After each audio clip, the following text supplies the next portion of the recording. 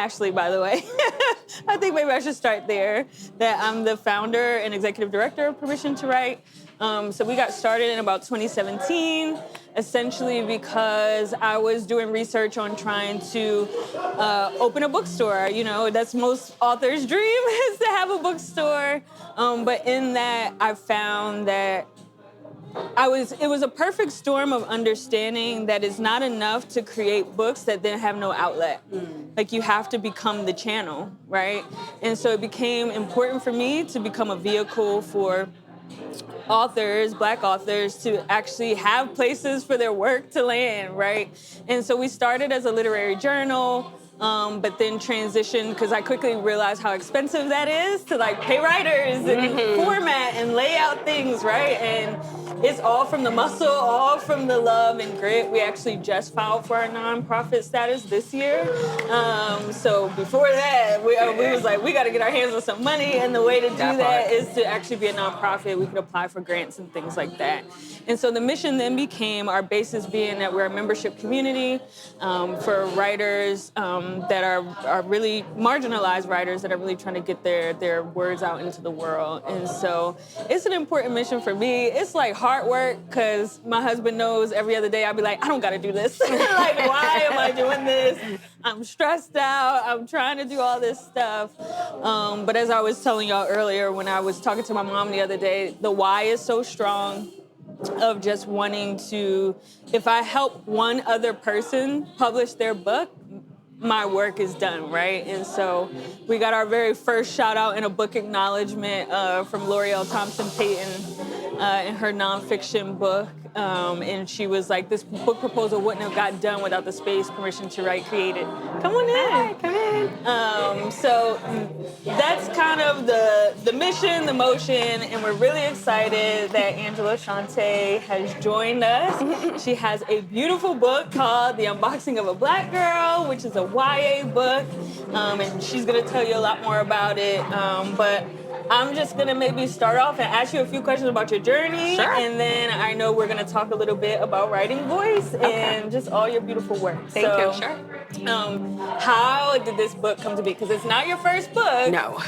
So tell us a little bit behind the book and how it really came together for you. Yeah, so I graduated with my MFA in creative writing from City College, and this was a part of my thesis. So it was a quippy little like manifesto feminist manifesto at one point, just kind of like bucking the system. And then 2020 happened, and Black girls are just being overly policed and overly kind of like, you know, there was a lot of attention on Black bodies. And so I dusted this off and kind of drafted it over with my editor and pulled it into a book proposal. And my students like to call it a memoir in verse. Which is a new thing. And then it just became this thing that was part critique, part feminist ideology, part poetry, part comedy. It's just a mashup of a bunch of things. And so like this has been in the back of my mind since 2014 maybe. I pulled it together a couple of years ago and gave it to my then agent, my first agent, and she sold it right away, which was, because I was like, no one's gonna get this book. I'm just experimenting, throwing things at the wall, whatever, but, you know, it found a home and it resonated with, you know, this Black editor who picked it up and really championed it.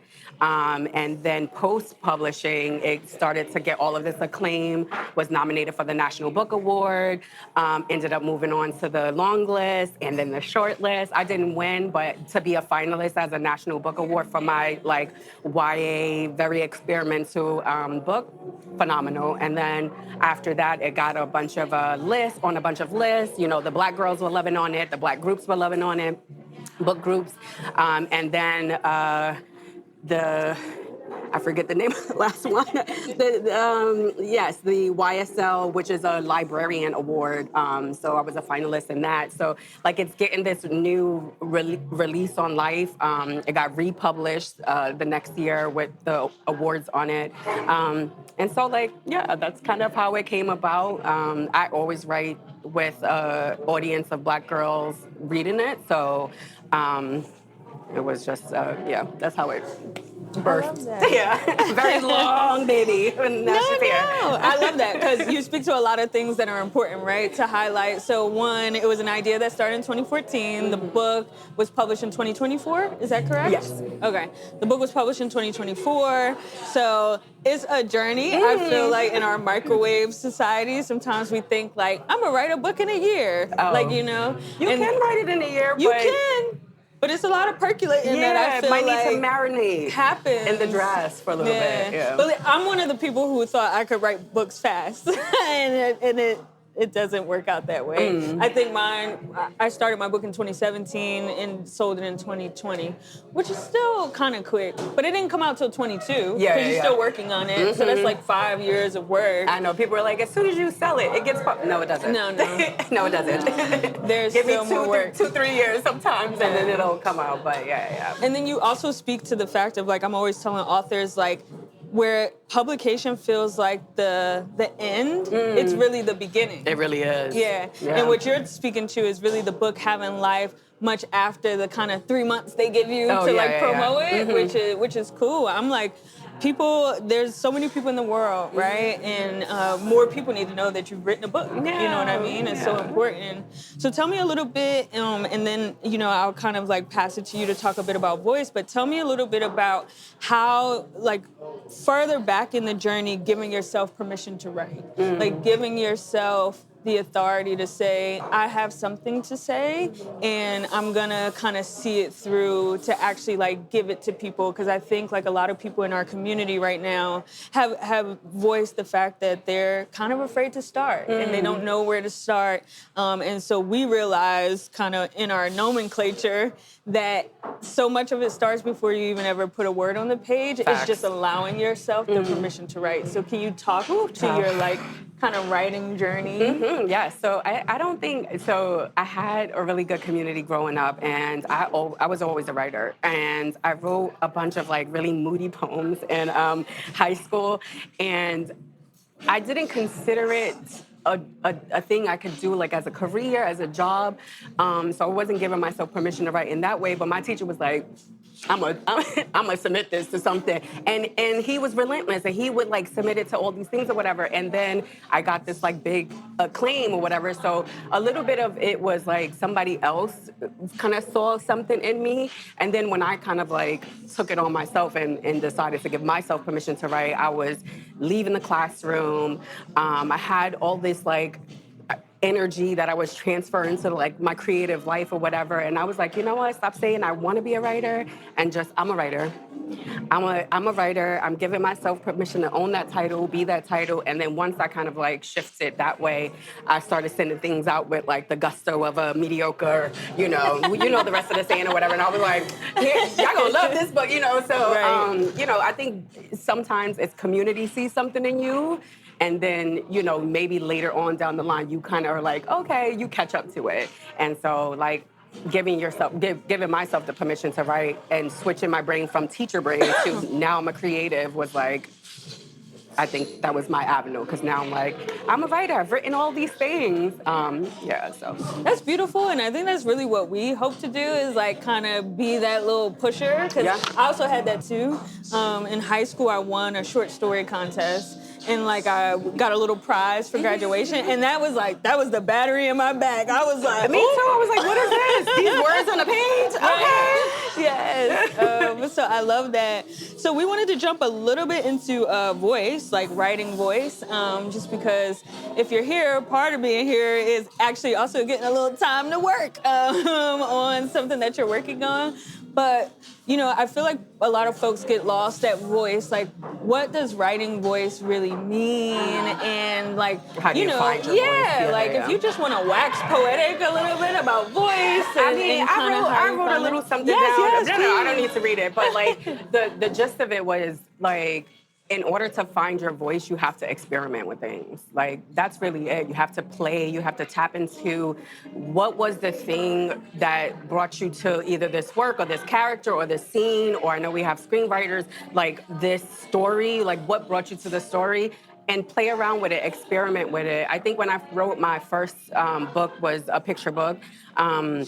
I was still, and I'm still experimenting with voice. Clearly, just as my last one that just came out, and it's a full experimental novel. But I was playing around with different kid voices, you know, when I wrote the picture book, because it's about my classroom and a non-traditional teacher. It's Black Miss Frizzle. So every time I explain it to people like that, they're like, Got you. we get it, we get it. And so I was playing around with adult voices and children voices, but it's a very loud series.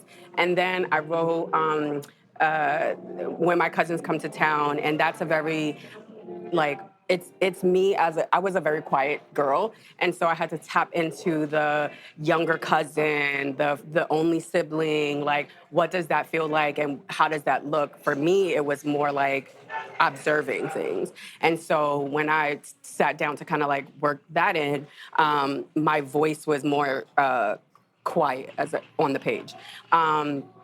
So I think finding voice is really just about experimenting. I like to go back to writers that inspired me and what brought me to that story. Like, why is Nikki Giovanni, for example, like, who is my everything?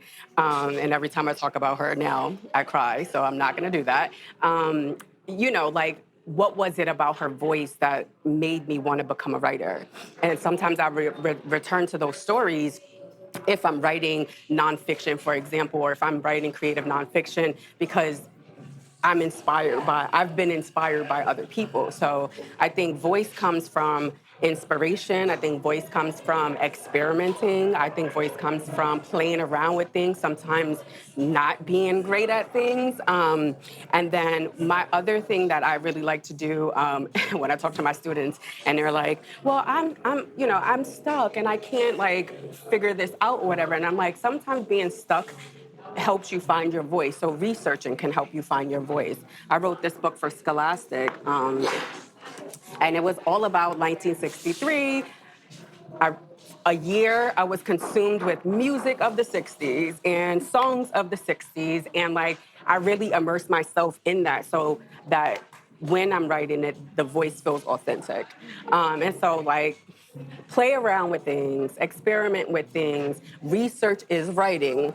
Sitting at your computer and creating a collage of images just to visualize is writing, right? So give yourself kind of like the freedom to play around with different kind of things, step into your character. You might want to tap into the time period that you're, you know, like what were people eating at that time? What were people listening to at that time? So like, let me get into it that way.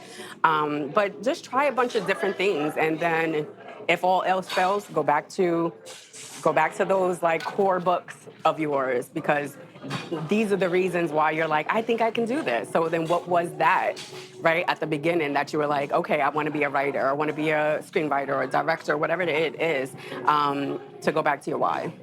Yeah, it reminds me of like thinking about, like you said, when you go back to those old stories and then you're trying to, like we all kind of imitate, and then at a certain point, somewhere in there comes your own voice, right? Like you're like, okay, I'm not quite that and I'm not quite this.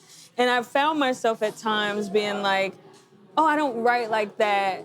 And then understanding that it's because it's my voice. And that's And okay. it'll never sound like anyone else's. And if you read my books, none of my books sound the same. No.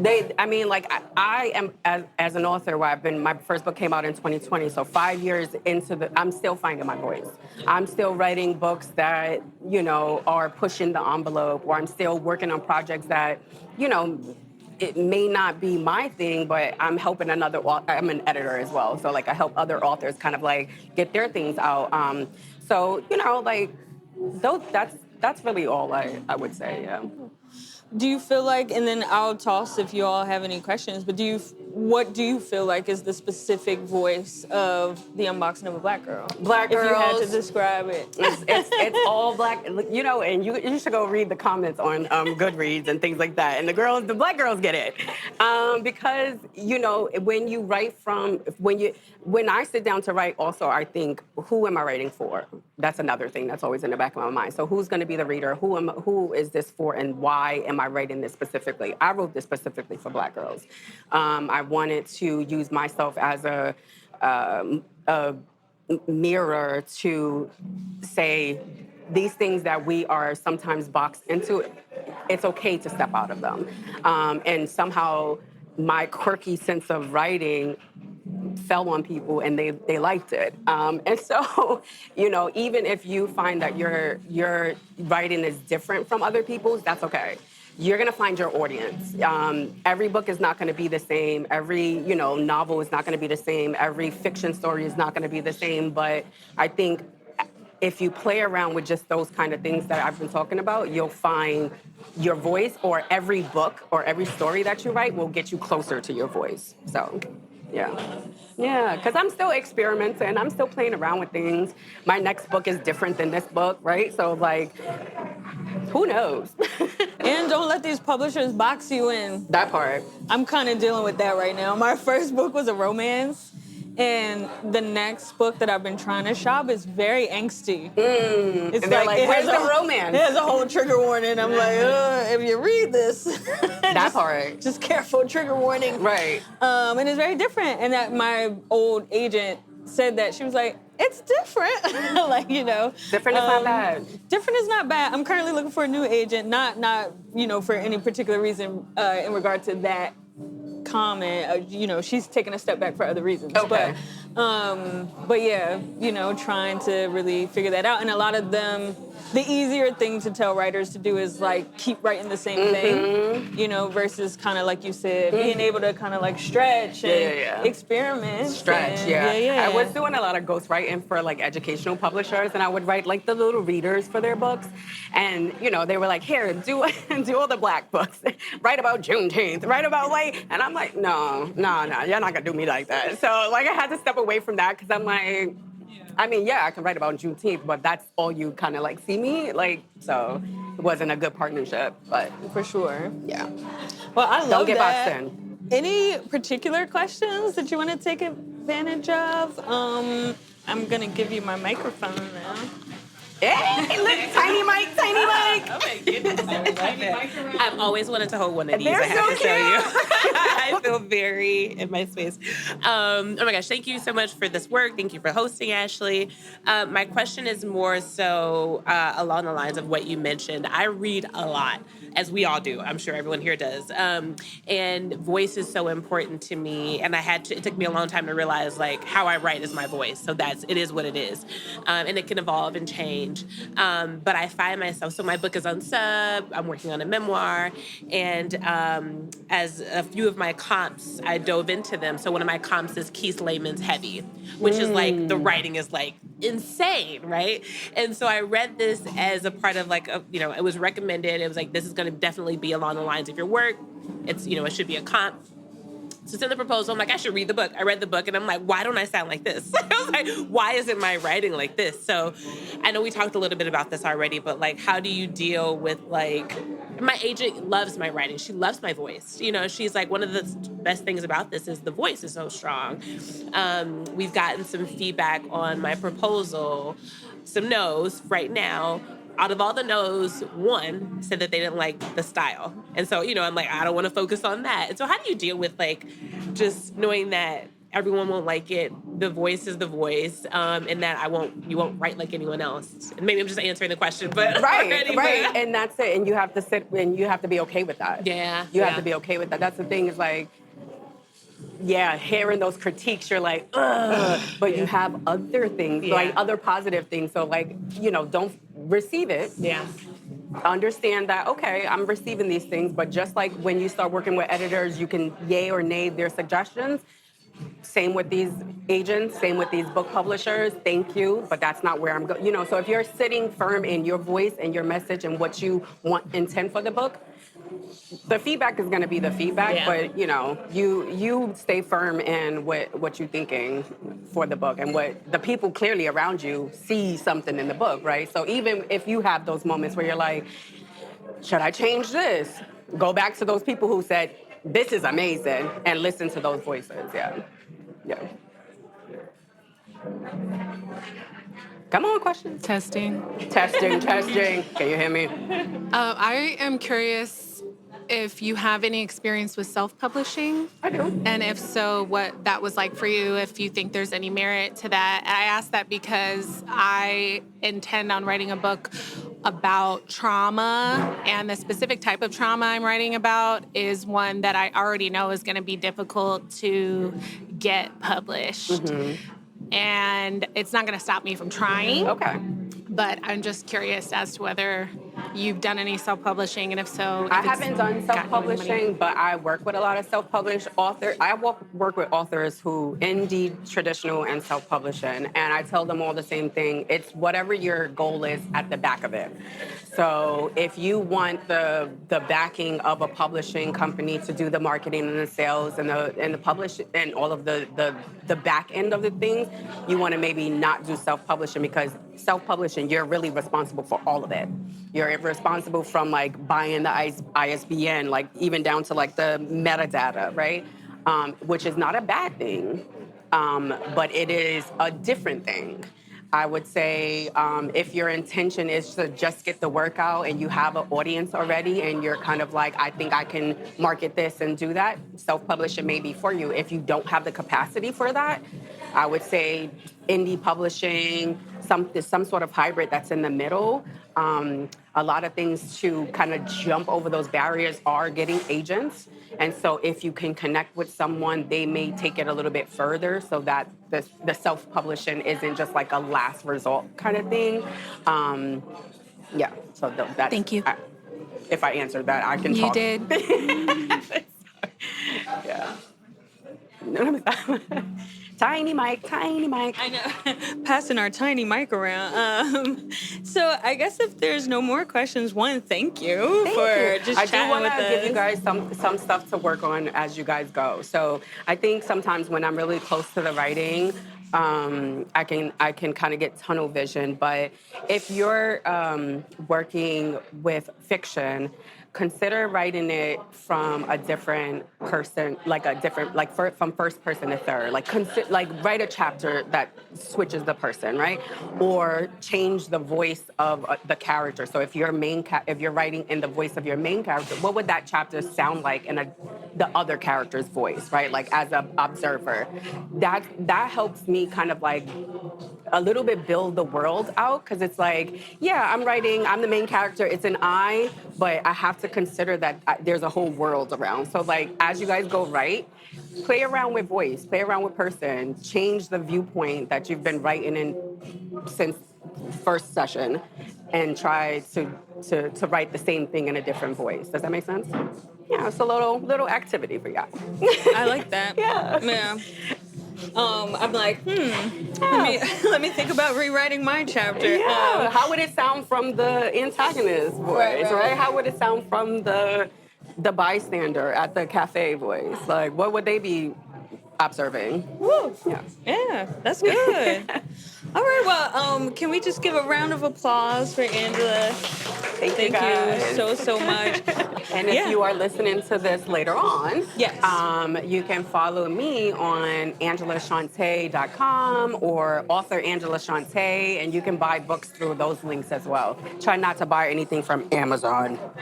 Yes, we very reasonably included the bookshop link because we receive a small commission for our programs and keeping this going. This is all, Permission to Write is all about the love and trying to help people get their books out into the world.